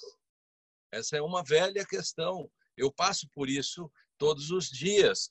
Eu escrevo um artigo de meia página, ele tem o dobro, o triplo de leitores do que de 4, 5 páginas, porque as pessoas gostam mesmo de informações. Eu sou um crítico dos livros facilitados, facilitadores, resumos, essas coisas, porque eu acho que isso fez com que o direito chegasse a isso que nós estamos. Foi exatamente essa geração de juízes e promotores que estudaram nas simplificações e que sempre que alguém chegasse, sofisticasse, se dissesse, olha, lá vem o cara com textão, é que nós formamos uma geração que não sabe conceitos. Por isso que quando a gente vai falar no judiciário ou apresentar teses complexas que só elas podem resolver um problema, nós batemos de frente. Por quê? Porque a resposta dos conceitos mínimos sobre princípios ou questões importantes sobre direito internacional ou outras, o judiciário não tem a resposta, porque talvez o judiciário tenha somado um certo tenentismo que vem de um processo ideológico do qual Sérgio Moro é um dos componentes, e não podemos deixar fora o Ministério Público, que é o outro componente tenentista, né, como diz um autor aí do Rio, né? Esse conjunto, jabuti não dá em árvore. Tem um paciente zero nessa epidemia. Ela veio de algum lugar. Como que se formou? Eu insisto, o direito é antes da Lava Jato ou depois da Lava Jato? O Alexandre de Moraes da Rosa me perguntou durante o mensalão como se ensinaria processo penal depois do mensalão. Bom, eu cheguei a perguntar para ele se ensinava efetivamente antes do mensalão. Quer dizer, pelo modo como setores do ensino jurídico e o imaginário dos cursinhos de preparação acabaram criando esse universo da simplificação e do modo senso comum da justiça, em que os fins justificam os meios. Não, o direito não é uma mera instrumentalidade. Exatamente, se ele for uma mera instrumentalidade, eu posso fazer raciocínios consequencialistas como o Sérgio Moro todo fez, e mais da metade da comunidade jurídica diz, era ilícito, mas nós não, porque pegou a roubalheira do PT, etc, etc, etc. Ora, o grande raciocínio consequencialista no Supremo Tribunal e nos tribunais está num adágio que nós não conseguimos derrubar, que é não há nulidade sem prejuízo. A comunidade jurídica aguenta tudo isso, mas é fácil explicar. Ora, não há nulidade sem prejuízo. Sim, mas se nós não soubermos a raiz disso, nós não vamos conseguir comunicar isso, né? E vamos sofrendo. A história do Brasil acabou sendo revertida por um direito. Não foi a política estritamente. Os erros da política podem ter levado o direito brasileiro e os juristas brasileiros a cometerem os desatinos, enfim. Mas foi o direito, porque nós não tínhamos um grau de autonomia nesse direito para estabelecer, por exemplo, que naquele momento em que Sérgio Moro cometeu o delito de soltar aqueles vídeos, as gravações que mudou a história do Brasil, gente, mudou a história do Brasil. O Brasil é depois disso. E isso a comunidade jurídica até hoje não soube cobrar, e não cobrou, e não consegue fazer diferente, e continua fazendo igual. Uma parte com uma razão cínica, ou seja, ele sabe o que faz e continua fazendo do mesmo jeito, e outro modo resistindo. Eu sei que é difícil fazer esse processo de resistência. Eu sei que a gente fala muito para convertidos.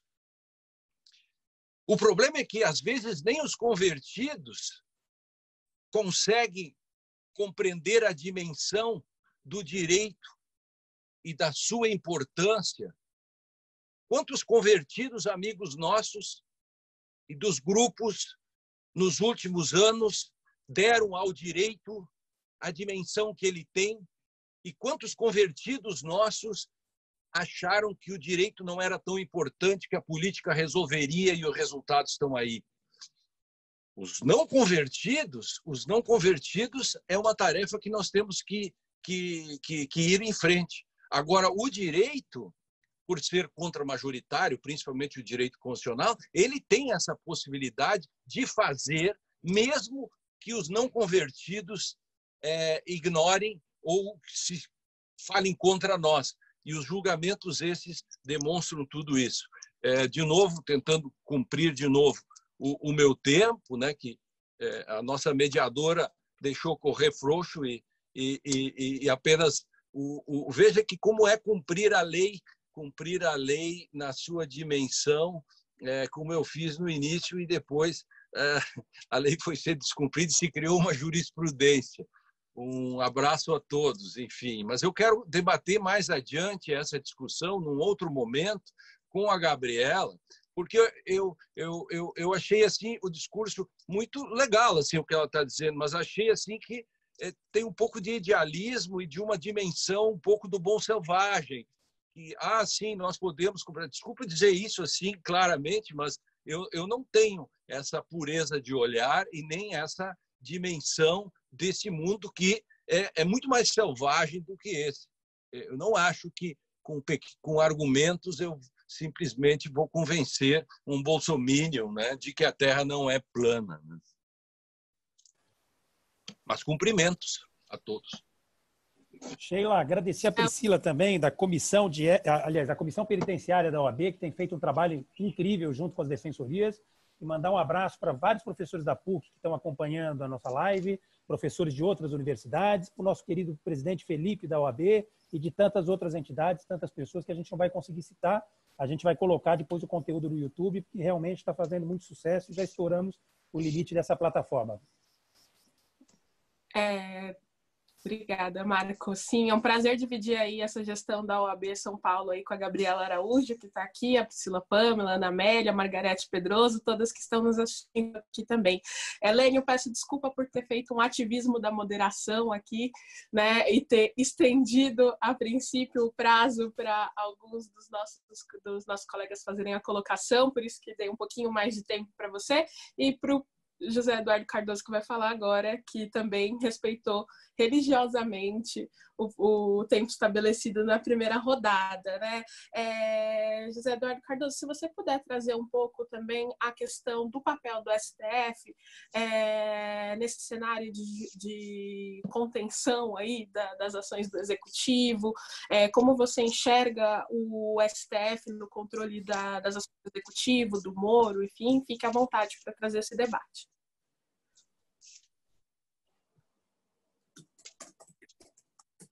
O som. Só precisa liberar o som, viu? Uma visão muito parecida com o que a Gabriela colocou. Mas eu queria pensar algo que ela disse, que é justamente a questão de que nós não podemos ter uma visão utilitária dos nossos princípios. Se não for por ética, haverá de ser por pragmatismo, porque nós perdemos a credibilidade. Claro, ou seja, a nossa tarefa é convencer. E quando eu perco a minha razão de ser principiológica, porque a adapto ao pragmatismo do momento, eu inexoravelmente perco credibilidade, ou no momento ou mais tarde.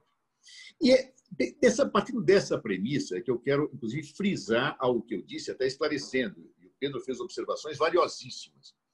Veja, eu, embora tenha utilizado a expressão de Kelsen, moldura normativa, eu não sou kelseniano, longe disso. Por quê? Porque eu aplico a dialética na análise do direito e Kelsen se propõe a uma metodologia estática, pura. Eu entendo que o direito faz parte da luta de classes. Eu entendo que ele é fruto de um produto cultural, ele é um produto cultural. E, portanto, ao ser um produto cultural, é que talvez eu me coloque no campo positivista. Porque eu vou até simplificar. Para mim, positivista é quem não é justnaturalista, dentro de uma análise que alguns filósofos tradicionais fazem. Então, nessa perspectiva, eu me invoco positivista porque entendo que o direito é um produto cultural e que o justnaturalismo é uma forma ideológica de legitimação das relações de poder postas pela norma jurídica. Claro? Agora, A norma, a tal da moldura normativa, ela não é estática, como diz Kelsen. Ela é dialeticamente integrada pela realidade. E, nesse sentido, o Pedro tem razão, ele é um programa que modifica a realidade e a realidade modifica essa norma, ela é dinâmica. Os significados da moldura, eles são cambiantes. Embora Kelsen diga que a norma tem um juízo de dever ser, eu diria que ela tem um juízo de dever sendo, vamos chamar assim, na dinâmica dialética. Porque a realidade também está sendo, elas vão se ajustando e se integrando. E nesse contexto da luta de classes, que define, predefine, orienta e marca as disputas de poder postas no campo da norma jurídica. Então, feita esta premissa, eu acho o seguinte, pela visão dialética, a tal da moldura normativa integrada à realidade tem um momento em que o juiz ativista captura esta norma. Ao capturar esta norma, ele se torna dono do direito. E isso é incompatível com o Estado de Direito. Porque há certos sentidos que exigem um salto de qualidade para que sejam produzidos, que é característico da relação dialética. A dialética se faz pela negação da negação, e, em um certo momento, ela tem um salto da realidade. Esse salto, para avançar, independentemente do juízo valorativo, do que isso possa ter ou não ter, ele tem que ser dado pela manifestação legislativa. É quando o juiz captura a disputa de poder, de significados, da dinâmica da realidade, sem o ato legislativo, que ele desfigura o Estado de Direito. É nesse sentido que eu utilizo a moldura. E este é o papel do Supremo Tribunal Federal. Claro, ou seja, fazer respeitar a moldura, mas considerando a sua interação dialética com a realidade. Claro que isso não é feito de forma neutra. Né? Ela é feita de maneira ideológica, ela é fruto da disputa da luta de classes, no momento histórico que está posto. Claro? Se nós pegarmos a história da common law, que não tem essa característica tão rígida da moldura normativa na perspectiva da lei, mas tem na perspectiva dos usos retóricos, nós veremos que no momento em que Coke entra e na disputa com Jaime I, e é aquele momento turbulento da Inglaterra, eu vou ver a ideologia se manifestando e se colocando nessa disputa. Então, portanto, eu vejo, avalio e pondero, né, que, neste momento, há que se ter muita cautela com o salto de qualidade e não permitir nem para um lado, nem para o outro, a apropriação daquilo que é o conteúdo legislativo inteirado entre a realidade dialeticamente e a norma, aquilo que eu chamei de moldura normativa. É ali que se configura o ativismo. É no momento que falta esse salto de qualidade que nós não podemos permitir, inclusive desvirtuando a nossa posição principiológica, porque nós costumamos a ser ativistas em certas horas e aplaudi-lo em certas horas, cobrá-lo em certas horas e em outras horas recriminá-los. Isso não tem o menor cabimento objetivamente. Exemplo, impeachment de Jair Bolsonaro. Eu participei em muitos debates, muitas palestras, me perguntavam, é caso de impeachment do Jair Bolsonaro? E até 3 ou 4 meses atrás dizia, não, não é. Mas como não é? Você defendendo que não é? Porque eu tenho a afirmação, toda uma análise de impeachment, que eu não vou fazer aqui porque não dá o tempo, mas que o impeachment tem que ser feito diante de um ato ilícito, grave, hediondo, e que, a partir dele, se desencadeia o juízo de conveniência política para o afastamento ou não. E, até um certo momento, Bolsonaro tinha, a meu ver, não praticado um ilícito com essas feições. A estupidez não é crime de responsabilidade, a demência não é crime de responsabilidade, a idiotia não é crime de responsabilidade. Então, até ali, eu estou só observando, até o momento em que, objetivamente, ele chama atos contra o Congresso Nacional, contra o Supremo, começa a assumir medidas, a meu ver, claramente explicitadas na perspectiva de controlar a Polícia Federal por indícios que formam a convicção probatória e fática e retorquível. Então, tudo isso, a meu ver, configura a razão para crime de responsabilidade hoje, mas exige uma análise política. O crime de responsabilidade ele é jurídico-político, ou seja, eu tenho que ter a configuração do ato ilícito, essa está dada, Jair Bolsonaro já tem vários, mas eu tenho que fazer uma análise política para ver se vale a pena o trauma da sua tirada ou não. Essa é uma análise política que quem tem que decidir é o Congresso Nacional, mas que, evidentemente, nós podemos nos envolver como cidadãos, defendendo, por exemplo, fora Bolsonaro, porque realmente não dá mais para esse cara ficar. Claro? E tem gente que vai dizer, calma, prudência, aí é a discussão política. Do ponto de vista da moldura normativa, na sua integração com a realidade, na leitura da Lei 1079 de 50, da Constituição, em caso de impeachment, me parece muito claro que já tem base para um crime de responsabilidade. E cabe ao judiciário controlar isto, sem sair fora dessa moldura dialeticamente construída entre a integração da realidade e a produção jurídico-normativa. Portanto, o direito ele é um produto cultural fruto da luta de classes e é nessa dimensão que ele tem que ser entendido, interpretado e, diria, instrumentalizado de forma coerente pelos operadores do direito. Obrigada, Cardoso. Corrigindo aí os efeitos do meu ativismo de moderação, agora eu vou passar a palavra para o Pedro, Mauro e Gabriela, tentando fazer um pouco mais de controle, né? Pedro, se você quiser comentar um pouco dessas questões dos controles constitucionais cabíveis, possíveis para o Jair Bolsonaro, com a palavra. Bem, vou tentar rapidamente. A discussão aí do Gabriela e Lênio eu acho interessante, mas eu enxergo assim meio como aquela coisa de produzir ciência é uma coisa, divulgar a ciência é outra. Quer dizer, e ambos os papéis são relevantes. A produção de conhecimento na área jurídica, ela realmente não pode estar balizada em estándares muito primários, que é o que a gente vê hoje em dia, que tem liquidado com o ensino, com o estudo de direito. A teoria do direito no Brasil é banal, é impressionante, é muito ruim em geral. Salvo alguns nichos que são de excelência, o resto é impressionante, né? Então eu acho assim, as duas falas são válidas para mim, não há conflito, quer dizer, eu não consigo fazer isso que a Gabriela falou por causa de falta de talento, eu sou muito afetivo, mas assim, eu acho que ela tem razão, quer dizer, eu sinto isso quando eu faço opiniões públicas, tal. Quando você dá uma opinião mais fria, mais equilibrada, as pessoas ouvem mais, levam mais em consideração o que você fala. Então acho que esse tipo de atitude de convencer, que é próprio da retórica, eu acho que é válido e a gente tem que incorporar quem participa do debate público. Agora, uma outra coisa é produzir conhecimento. Aí nós não podemos ter estándares muito reduzidos, não, na minha opinião, né? A outra questão, concordo totalmente com o Zé, acho que é isso aí mesmo, só que fazendo ele observação, obviamente, ele sabe, só para deixar claro para quem está ouvindo, que no pós-guerra não existe mais essa divisão positivismo, justnaturalismo dessa forma. Surgem teorias avaliativas, o próprio positivismo muda com o positivismo crítico europeu e o positivismo includente anglo-saxão, exatamente pelas condições rígidas do pós-guerra que vão estabelecer princípios no sentido de normas que trazem valores morais, vamos dizer assim, como uma normatividade superior e que dá integridade ao sistema, né? Então, essas teorias avaliativas que eu falei, elas não são as justnaturalistas que acham que valores morais são absolutos, não tem a ver com isso, que é mais começo do século XX.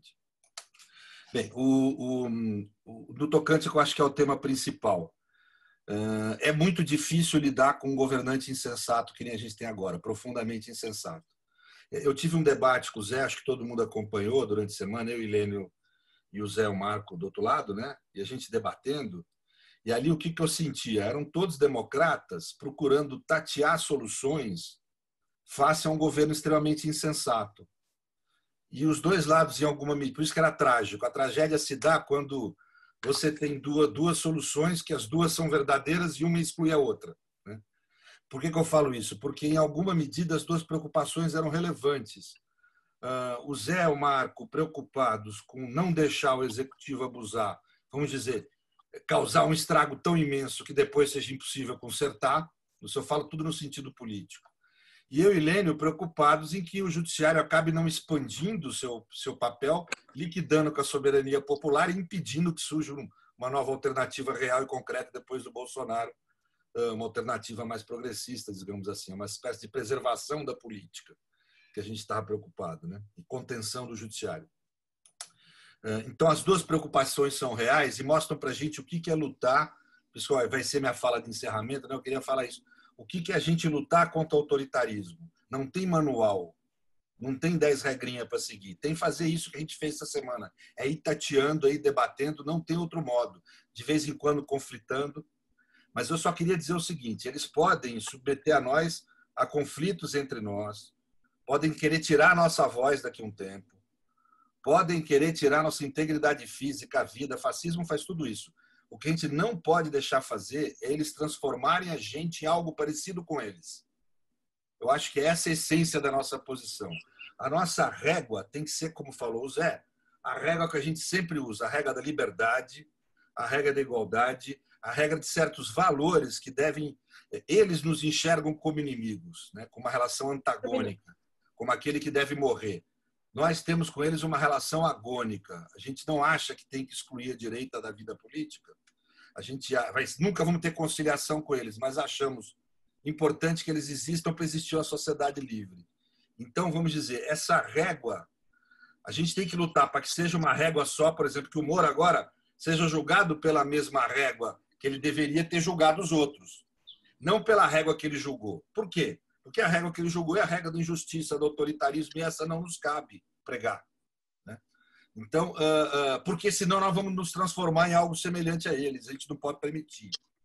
Então, eu senti muito isso essa semana, nós não podemos perder a nossa identidade nesse processo todo. De resto, é isso que a gente fez mesmo, é ir tateando uma preocupação, outra ali, a gente vai ponderando um com a preocupação do outro e vamos tentando tatear caminho, porque regrinha não tem.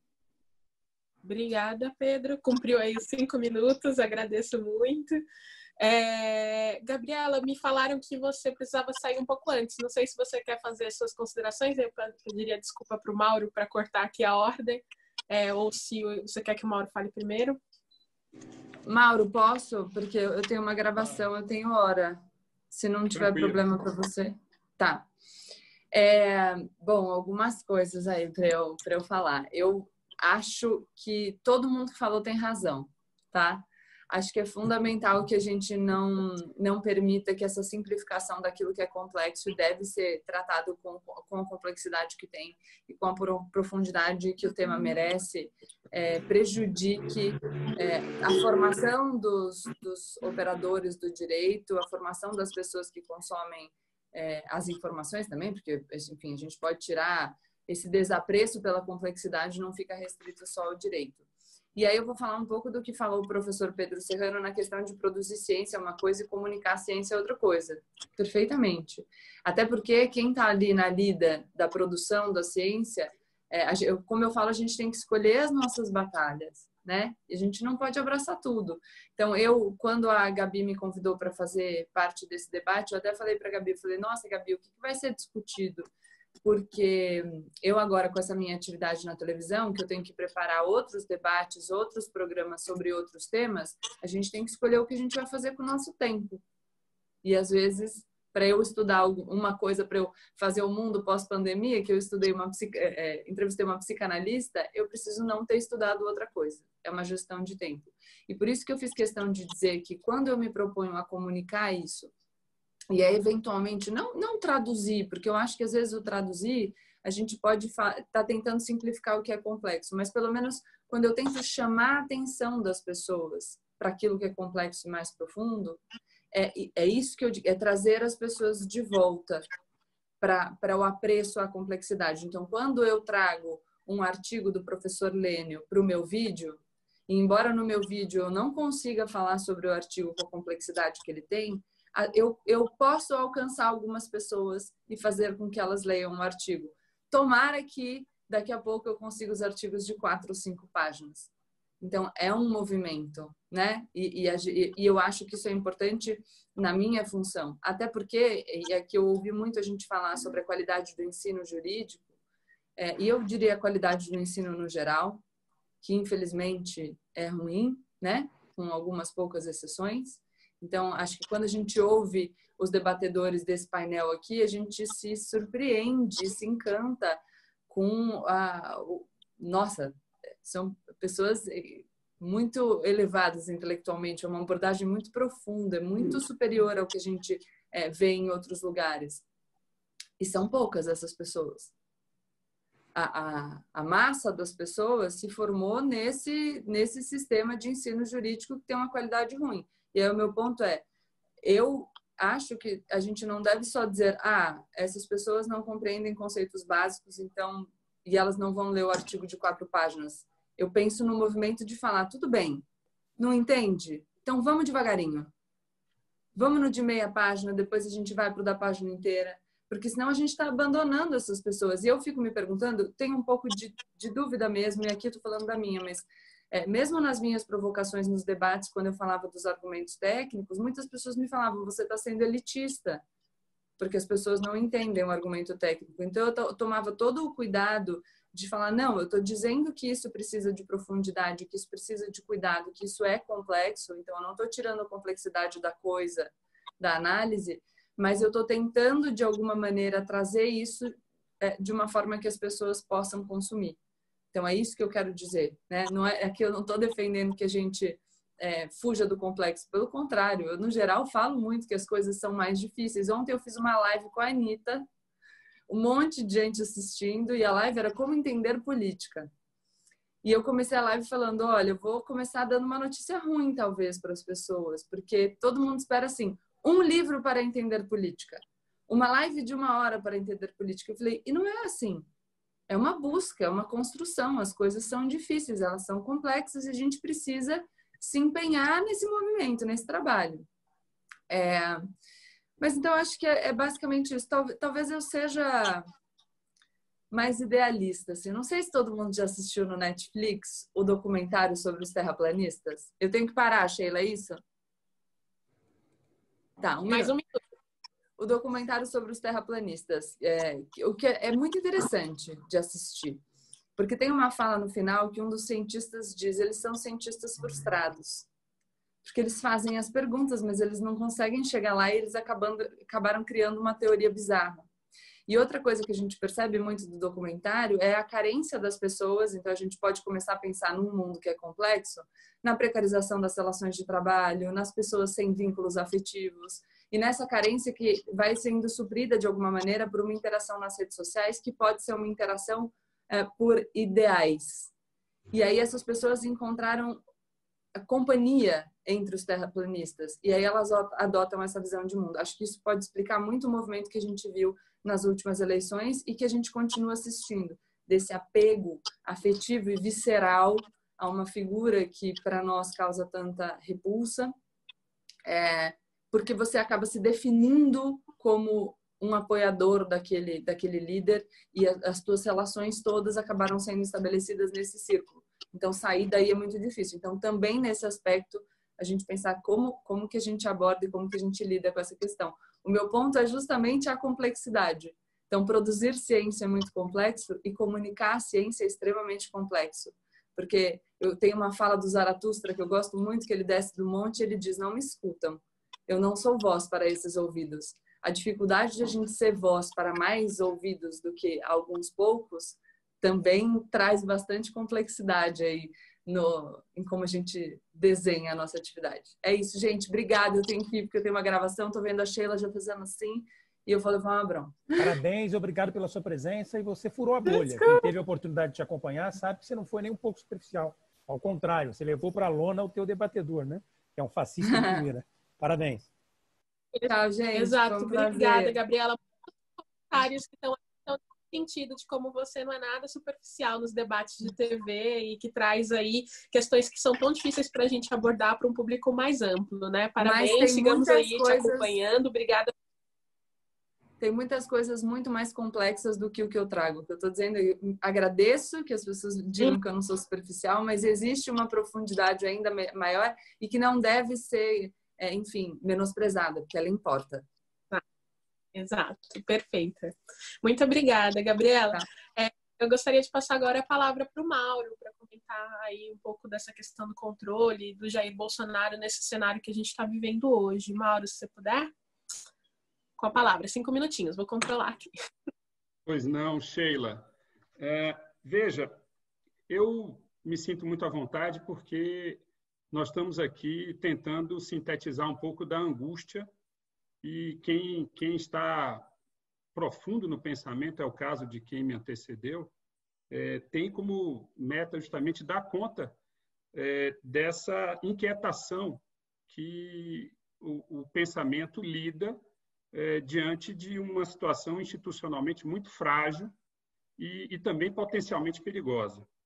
Nós tivemos aí um trauma, esses excessos da Operação Lava Jato, praticamente a Operação Lava Jato subjugou os demais poderes e aquele exemplo do vazamento da conversa entre o ex-presidente Lula e a então presidenta Dilma Rousseff é bem sintomático disso. Naquele momento, a política invadiu o direito e tomou o direito como arma golpista, facesca mesmo, e era muito difícil resistir a isso. O Supremo, de fato, ali se dobrou ao poder político, sim, da Lava Jato, ou seja, houve um sequestro do direito.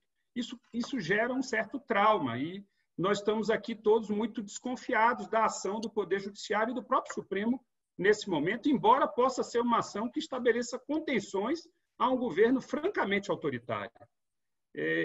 E aí surge a pergunta, será que qualquer ação corretiva do Judiciário, qualquer ação que estabeleça aí anteparos ao autoritarismo é uma ação indesejável por ser uma ação ativista? Essa é a grande questão que em momentos nos divide, mas, enfim, nós somos aí afluentes que convergimos para o mesmo grande leito, e nós temos, sim, como nos posicionarmos diante disso.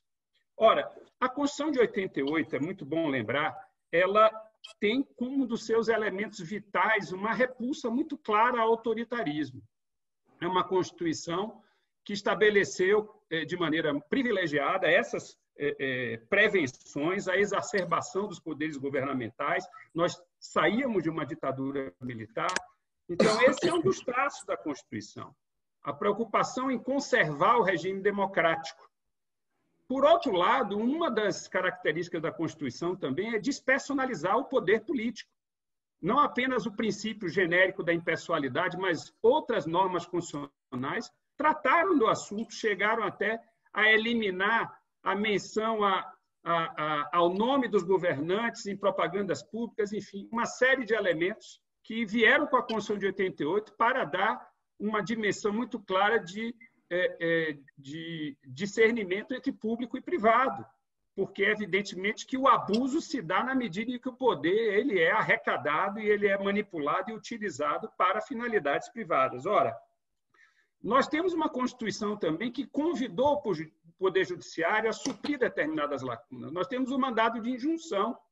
Ele veio com a Constituição justamente para fazer com que determinados direitos tivessem efetividade, aplicabilidade. É uma Constituição analítica, nós todos sabemos, e a partir daí o Supremo Tribunal Federal começou a transbordar, como já foi muito bem aqui explicado, esse espaço de atuação institucional que lhe seria garantido. Ora, nós estamos diante de uma crise institucional permanente.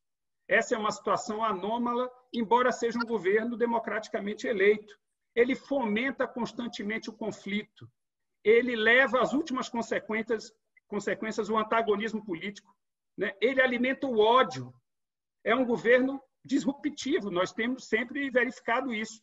Então, há determinadas situações em que nós temos agora que tentar sintetizar, a partir da nossa rejeição ao ativismo, como essas matérias chegam ao Supremo. E eu vou falar aqui sobre 3 situações de todos conhecidas. A primeira é a DPF 672, mediante a qual, em decisão monocrática, o Supremo Tribunal Federal, mediante a relatoria do ministro Alexandre de Moraes, considerou que o Poder Executivo Central, a União, não poderia, de uma certa forma, frustrar aquilo que estados e municípios fizessem em benefício do distanciamento social, do isolamento social, de medidas que, de uma certa forma, contivessem os efeitos da pandemia. Há ali, claramente, uma atuação que vai além da atuação tradicional do judiciário, mas, de uma certa forma, havia o princípio federativo, os seus equilíbrios a justificar a nossa visão, de uma certa forma, tolerante a isso. Mais adiante, nós tivemos... Quantos minutos? 1 minuto? Mais um. Então, a situação que será aqui comentada de certo, a situação da nomeação do Alexandre de Ramagem para a Diretoria-Geral da Polícia Federal. E aí nós tivemos um debate muito profícuo entre nós, de uma certa forma, ali alguns de nós enxergamos abuso de poder, ali nós enxergamos, de fato, um excesso, inclusive classificado na doutrina do direito administrativo, e entendemos justificado, alguns de nós, aquela medida e, de uma certa forma, uma medida que não estaria no rol dos abusos vezeiros e useiros do ativismo judicial. Mas houve um terceiro elemento, e eu quero trazer isso para o debate, porque nós não chegamos sequer no grupo a debater isso, que foi a decisão do presidente Toffoli em relação às comemorações do 31 de março, que foram que resultaram numa ordem do dia do ministro da Defesa. Havia decisões anteriores que tinham proibido essa manifestação, confirmadas por um dos tribunais regionais federais. O ministro Toffoli, invocando uma limitação do ativismo de maneira explícita, cassou essa decisão. Cassou a decisão para dizer que isso seria uma prerrogativa do Poder Executivo, uma medida que se inscrevia ali numa rotina castrense e que não poderia haver intervenção judicial, justamente porque o Poder Judiciário tinha que se limitar, não poderia extravasar a sua esfera de competência. E isso me chamou muito a atenção, porque isso nos coloca a complexidade e a dificuldade da questão. Eu, por exemplo, considero que, no particular, a decisão do Supremo Tribunal Federal não foi correta. Deveria ter sido mantida aquela decisão, porque lastreada em determinados predicados constitucionais inegáveis, sobretudo aquele de repulsa ao autoritarismo, como eu falei antes. Então, trago aqui apenas esses elementos para, de uma certa forma, estimular o debate e ouvir as lições que virão dos meus colegas de mesa. Muito obrigado. Perfeito, Mauro. Obrigada. Acho que é um debate que se provou aqui que precisa de uma série de debates sobre isso, né? Acho que todos vocês trouxeram elementos que podem e necessitam ser aí melhor debatidos, aprimorados, né? Mas a gente chega ao fim aqui do nosso debate. Eu gostaria de abrir mais um bloco só de considerações finais, 2 minutos para cada um, para que a gente possa fechar, né, tendo essa reflexão aí do avanço do autoritarismo e do papel da justiça nesse momento de controle, né? Gostaria de fazer mais uma rodada nesse sentido para a gente fechar aqui o nosso debate, que foi super produtivo, mas infelizmente temos um tempo para acabar, né? Algumas pessoas estão falando aqui que tem churrasco, né? Enfim, não vai ter, ainda bem, mas eu gostaria só de destacar que churrasco da morte é a coisa mais comentada na internet hoje no Twitter no Brasil, né? Então temos aí também uma cobrança popular muito forte para que medidas sejam tomadas contra esse governo. 2 minutos com a palavra, Lênio. Não, eu fico agora para o final. Vocês querem... Como é que a gente faz aqui da roda? De quem quer começar os 2 minutos? O cara que começa sempre fica... Todo mundo fala em cima e ele não tem condições de responder, então deixa eu ficar no final agora. Ele na fica forma da lei, Lênio. Exatamente. Já levei umas chineladas aí, então eu vou esperar para o final. Zé, tem que tirar o mute. Zé, você está... Como sempre, super coordenado, pouco confuso. Eu estou aqui, olha. Está no mute? Eu não coloquei no mute. Estava no mute, não. Agora você pode falar. Tá bom. Então, eu quero falar para você, até porque eu tenho que começar a dar uma aula agora, então também vou sair. Mas, primeiro, agradecer a oportunidade do Prerro de fazer com que essas pessoas, que eu respeito imensamente, pudessem estar juntas, né? E acho que, no fundo, uma coisa que nós temos que meditar, que foi aquilo que foi colocado aqui, é que nós, como juristas, como operadores do direito, nós sempre temos que ir onde o povo está. Se nós estamos num palco de fazer ciência, é este povo que são os nossos interlocutores e é essa linguagem que nós nos adequamos. Mas eu acho que muitas vezes, nós, quando nos comunicamos com a sociedade, nós vamos mal. Nós usamos o juridiquês, é como se na nossa cabeça nós estivéssemos falando para nós mesmos. É isso que talvez nós tenhamos que nos aperfeiçoar. Tá? Não é simples, porque quando nós ligamos o juridiquês, nós tendemos a nos fechar no nosso próprio universo. Mas tem um momento que nós temos que utilizar o nosso conhecimento da ciência para chegarmos até onde o povo está. E esse é o nosso papel, que talvez valha a pena até marcar um debate específico a respeito. Um abraço a todos, um beijo e felicidades. Obrigada. Acho que agora a gente pode ir para o Pedro. Tudo bem? Invertendo aqui um pouco a ordem. Obrigada, Pedro. Com a palavra. Bem, eu agradeço muito o convite. Acho que foi um evento ótimo, com alguns queridos amigos aí, irmãos de vida aí, né? E gente nova que eu estou conhecendo. Fiquei muito admirado com a Gabriela. Acho que foi tudo ótimo. Grande participação do Mauro. Eu acho que a nossa luta não é fácil, o nosso papel nesse momento é muito difícil. O direito ele assumiu um papel de ator muito relevante desde o pós-guerra, que no Brasil chegou depois da Constituição de 88, paulatino, né? Ele acaba assumindo um papel central no ambiente político-social que nunca teve antes desse período, né? E o nosso papel agora é muito difícil, porque nós temos um governo insensato. Eu estou falando insensato aqui porque, sei lá, tenho medo de ser processado aqui. Mas nós é muito mais do que insensato, né?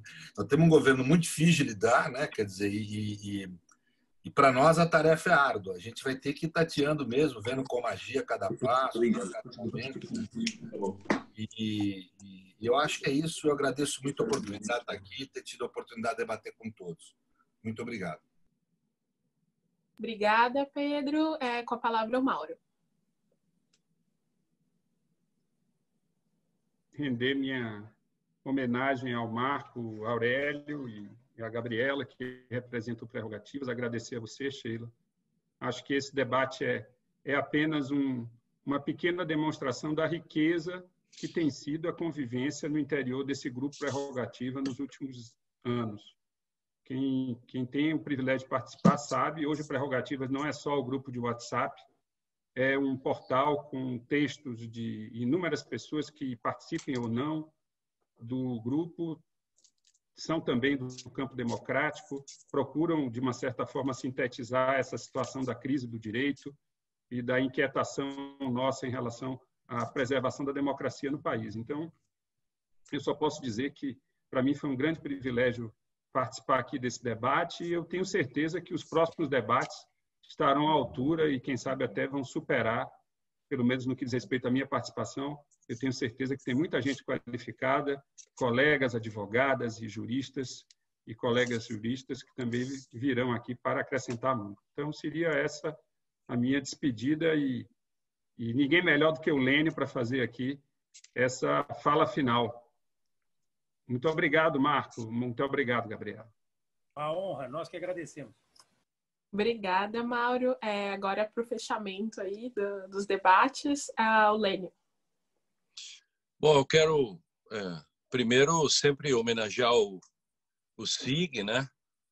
O nosso prerro, minha caneca, que tinha café, já tomei. Acho que o ex-presidente Lula estava nos assistindo. Foi também por isso que eu levantei no início esse problema, e o Pedro depois também, do problema dos julgamentos, e isso faz parte das entranhas hoje da ossatura do direito brasileiro. Não dá para esquecer isso, e isto não terminou ainda.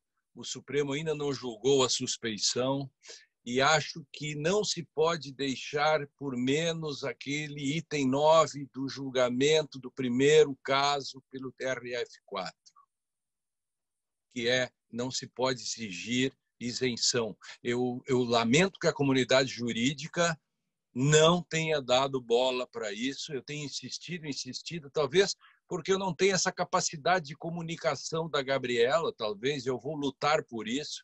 Eu tenho essa dificuldade, embora eu faça direito e literatura todas as semanas, durante 11 anos já, em que todas as semanas a gente usa as metáforas do direito e literatura para explicar melhor o direito, e com tantos milhares de leitores que se tem semanalmente no Conjur, acho que eu também atinjo, mesmo falando mais difícil, sem abrir mão da sofisticação, os não convertidos. Eu sei porque eles me xingam toda semana no Conjur. Então, 60% dos leitores que postam lá, eles me esculhambam toda semana. Significa que são não convertidos. O meu desafio é diminuir o grau de xingamentos para ver se aos poucos eu começo a fazer um processo de conversão. Então, eu quero cumprimentar o Marco pela iniciativa, o Prerro, todos os amigos, e exatamente mostrar que a nossa tentativa, a minha tentativa, e o Pedro me acompanha nisso, nós somos os constitucionalistas espalha a roda, e, como diz o Pedro, que às vezes, como contra-majoritários, a gente não agrada. E isso leva, por um lado, a algum vício. Eu confesso e peço desculpas aqui